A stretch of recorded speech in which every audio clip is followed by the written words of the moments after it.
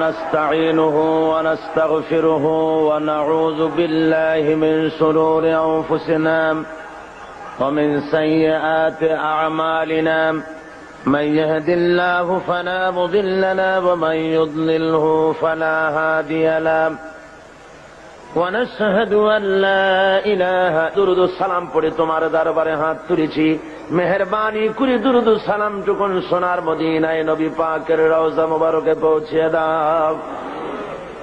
तमाम পৃথিবীর মাটির নিচে যত মুমিন মুমিনাত শুয়ে আছেন আয় আল্লাহ তাদের আরওয়ার পরে সওয়াব পৌঁছায় দাও রব্বুল আলামিন। এ মাহফিলের আয়োজন যারা করেছেন আর শোনার জন্য যারা এসেছেন, কিয়ামতের দিন মুসিবতের সময় এ মাহফিল আমাদের সকলের জন্য নাজাতের জরিয়া বানিয়ে দিও আল্লাহ। या रब करम तू अगर करे वो बात दे जुबान को जो दिल पर असर करे। रब्बना तक़ब्बल मिन्ना इन्नका अंतस समीउल अलीम व तुब अलैना इन्नका अंतत तव्वाबुर रहीम। सुब्हान रब्बिक रब्बिल इज्जति अम्मा यसिफून व सलामुन अलल मुरसलीन वल्हम्दुलिल्लाहि रब्बिल आलमीन। मोहतरम जनाब साहिबे सदर हजरात उलमाए किराम सम्मानित सुधी मंडली उपस्थित आमार दीनदार ईमानदार मुसलमान भाइयेरा पर्दार आड़ालेर मा ओ बोनेरा अस्सलामु आलाइकुम व रहमतुल्लाहि व बाराकातुहु।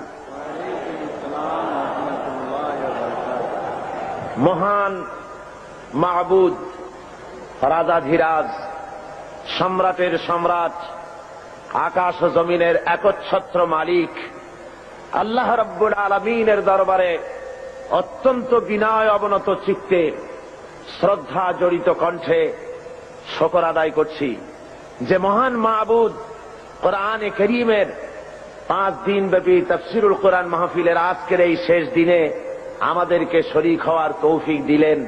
স্বতঃস্ফূর্ত কণ্ঠে জোরে সোরে সবাই পড়েন আলহামদুলিল্লাহ। বন্ধুগণ, কোরআনে কারীম থেকে গত 4 দিন আপনাদের সামনে আলোচনা করা হয়েছে, আজকেও আলোচনা করা হবে ইনশাআল্লাহ। মানুষ এমন ভাবে মানুষের জনতার ঢল নেমেছে যে কোনো জায়গা নাই। এখানে স্লিপ এসেছে জনাব অধ্যাপক মুজিবুর রহমান সাহেবের মফিজুর রহমান সাহেবের কাছে, আমি দেখলাম তাতে বলা হয়েছে এগিয়ে বসার জন্য, কিন্তু আমি তো দেখতে পাচ্ছি কালকে এগিয়ে বলার পর এগিয়ে বসছেন, আজকে তো আপনারা জায়গাগুলি নিজেরাই ভরপুর করে বসেই আছেন। সুতরাং আপনারা যেমনে পারেন যেখানে পারেন একটু ধৈর্য ধরে আপনারা বসুন, বা যারা দাঁড়িয়ে আছেন দাঁড়িয়ে থাকুন, কি করা যাবে। আল্লাহ রাব্বুল আলামিনের কালাম থেকে যেন আমরা শুনতে পারি এবং আখেরি মোনাজাত করে আল্লাহর কাছে জীবনের আকুতি কাকুতি যেন আল্লাহর কাছে জানাতে পারি। আল্লাহ যেন তৌফিক দেন, সবাই বলুন আমিন। আজকের বরকতপূর্ণ বিশাল মাহফিল থেকে আল্লাহর কোন বান্দাকে যেন শয়তান মোনাজাত থেকে এবং আজকের এই গুরুত্বপূর্ণ আলোচনা থেকে কাউকে যেন মাহরুম করে দিতে না পারে, সেজন্য আবার আপনারা আমার সাথে পড়েন আউযু বিল্লাহি মিনাশ শাইতানির রাজীম বিসমিল্লাহির রাহমানির রাহিম قل إن كنتم تحبون الله فاتبعوني يحببكم الله ويغفر لكم ذنوبكم والله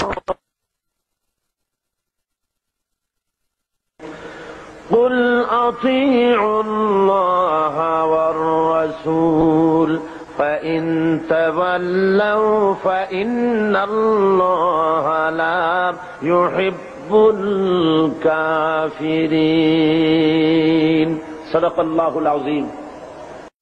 কোরআনে কারীম তৃতীয় পারা সূরা আলে ইমরান চতুর্থ রুকু। এই আয়াতটির ব্যাখ্যা দিতে গিয়ে কালকে দীর্ঘ সময় চলে গিয়েছে, শেষ করা যায়নি। আসলে এটি এমন একটি আয়াত যেখানে রাসূল পাক সাল্লাল্লাহু আলাইহি ওয়াসাল্লামের ইত্তেবা করার জন্য দুনিয়ার মানুষকে বলা হয়েছে।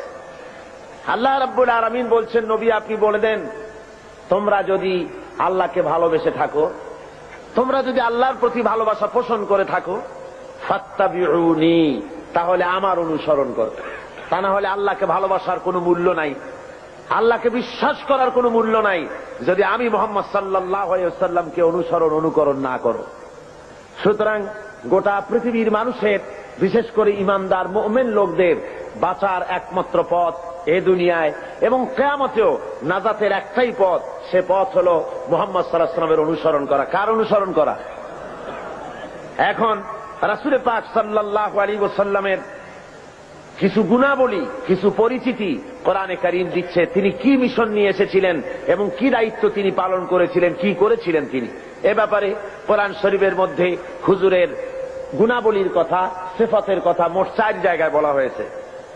এক জায়গায় বলা হয়েছে, ইহুদিরা যারা হুজুরকে অবিশ্বাস করত, তাদের ধারণা ছিল যে আখিরি জামানার পয়গম্বর আমাদের গোষ্ঠীতে, আমাদের বংশে হলো না কেন, একজন উম্মীদের মধ্যে তাকে কেন পাঠানো হলো, আমাদের মধ্যে হলেই তো ভালো হতো। এখন এই কথার জবাবে আল্লাহ বলছেন যে আখিরি জামানার পয়গম্বর যিনি, সমস্ত রকমের নবুয়তের সব রকমের লক্ষণ, শর্ত সবকিছু তার মধ্যে থাকা সত্ত্বেও তোমরা বিরোধিতা করছো কি এই কারণে যে তিনি তোমাদের বংশে জন্মগ্রহণ করেনি, তিনি তোমাদের গোত্রে আসেননি, এই কারণেই কি বিরোধিতা করছো? কোরআনে কারীম এটি এভাবে বলছে, هو الذي بعث في الأميين رسولا منهم يتلو عليهم آياته ويزكيهم ويعلمهم الكتاب والحكمة। আল্লাহ রাব্বুল আলামিন বলেন, তিনি সেই আল্লাহ যিনি উম্মীদের ভিতরে তার নবীকে রাসূলকে প্রেরণ করেছেন, মুহাম্মদ সাল্লাল্লাহু আলাইহি ওয়াসাল্লামকে প্রেরণ করেছেন, যিনি তাদেরকে আল্লাহর কিতাব পড়ে শোনাবেন এবং তাদেরকে হিকমত বিজ্ঞান শিক্ষা দিবেন আর তাদের মন মগজকে পরিশুদ্ধ করবেন। এই জন্য আল্লাহ রাব্বুল আলামিন তাকে দুনিয়ায় পাঠিয়েছেন। তার দায়িত্ব ছিল আল্লাহর কিতাব পড়ে শোনাবে। হুজুর সাল্লাল্লাহু আলাইহি ওয়াসাল্লাম তো পড়তে জানতেন না। কোরআন শরীফ যখন নাজিল হতো, হুজুর সাল্লাল্লাহু আলাইহি ওয়াসাল্লাম মুখস্থ করার জন্য খুব তাড়াহুড়ো করতেন, জিহ্বা খুব বারবার নাড়াচাড়া করতেন যাতে করে কোনো আয়াত বাদ না পড়ে যায়। আল্লাহ রাব্বুল আলামিন হুজুরের এই তাকলিফ দেখে আল্লাহ ঘোষণা করলেন, লা তুহাররিক বিহি লিসানাকা লিতাআজালা বিহি। ও নবী, কোরআন শরীফ মুখস্থ করার জন্য এত তাড়াহুড়া করার কোনো প্রয়োজন আপনার নাই, জিহ্বাকে এত নাড়াচাড়া করার কোনো দরকার নাই। জিব্রাইল যখন আপনার প্রতি কোরআন অবতীর্ণ করেন, আপনি আমার জিব্রাইলের সাথে একবার মাত্র পড়ে নেবেন, আপনার সিনার ভিতরে গোটা কোরআন শরীফ মুখস্থ করায় দেওয়ার মালিক আমি আল্লাহ। আমি মুখস্থ করায় দেব, শুধু মুখস্থই করাবো না, আমি আপনাকে পড়ার ক্ষমতা দিয়ে দেব। আপনি তেলাওয়াত করতে পারবেন, আপনি তেলাওয়াত করে মানুষকে বুঝাতে পারবেন, সে ক্ষমতাও আমি আপনাকে দান করে দিব। এ হলো এক জায়গা।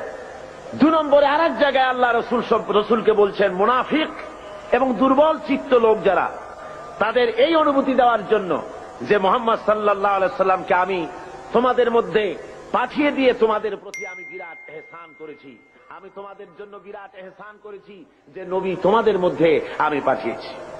কোরআনে কারীম বলতেছেন এই কথাটি এভাবে, ওয়ালাম লাকাদ মান্নাল্লাহু আলাল মুমিনিনা ইয বা'আসা ফীহিম রাসূলাম মিন আনফুসিহিম ইয়াতলু আলাইহিম আয়াতিহি ويزكيهم ويعلمهم الكتاب والحكمة। আমি আল্লাহ রাব্বুল আলামিন মুমিনদের উপরে যথার্থ অনুগ্রহ করেছেন, আল্লাহ মুমিনদের প্রতি যথার্থ অনুগ্রহ করেছেন যে তিনি মুমিনদের ভেতরেই আল্লাহ রাব্বুল আলামিন মানুষের মধ্য থেকে একজন পয়গম্বর পাঠিয়েছেন এবং তাকে দিয়ে কিতাব শিক্ষা দিয়েছেন, তাদের ব্রেনকে, তাদের মন মগজকে পরিশুদ্ধ করেছেন এবং তাদেরকে কিতাব এবং হিকমত শিক্ষা দিয়েছেন। তৃতীয় আরেকটি জায়গায় আল্লাহ বলেন, কামা আরসালনা ফীকুম রাসূলাম মিনকুম ইয়াতলু আলাইকুম আয়াতিনা ওয়া ইউযাক্কিহিম ওয়া ইউআল্লিমুকুম মা লাম তাকুনু তা'লামুন।